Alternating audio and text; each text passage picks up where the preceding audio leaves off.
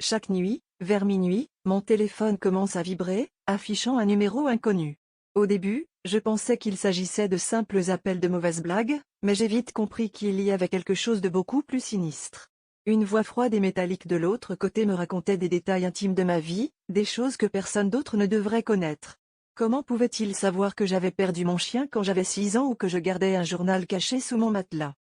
Une nuit, j'ai décidé d'enregistrer l'appel. En réécoutant, j'ai remarqué un bruit de fond, comme un murmure incompréhensible, presque hypnotique. J'ai passé des heures à essayer de décoder ces murmures, mais ce n'était qu'un amas de sons incompréhensibles.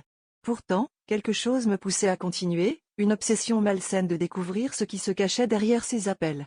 J'ai même commencé à noter chaque détail que la voix révélait, cherchant un schéma ou une logique. L'appel de la nuit dernière a été différent. La voix a mentionné un souvenir que je n'avais jamais partagé avec personne. Cette nuit où tu as failli te noyer à cause de la tempête, tu te souviens? Mon cœur s'est arrêté.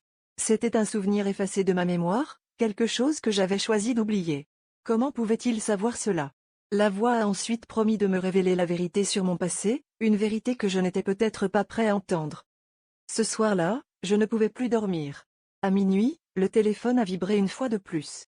Tremblant, j'ai répondu. La voix a dit, « Regarde sous ton lit ». En me penchant, j'ai découvert une vieille boîte poussiéreuse, que je n'avais jamais vue auparavant. À l'intérieur, il y avait des photos de moi, prises à des moments dont je n'avais aucun souvenir. La dernière photo montrait une silhouette sombre se tenant derrière moi, sa main sur mon épaule. Mon cœur s'est arrêté quand j'ai entendu la voix dire, « Je suis plus proche que tu ne le penses ».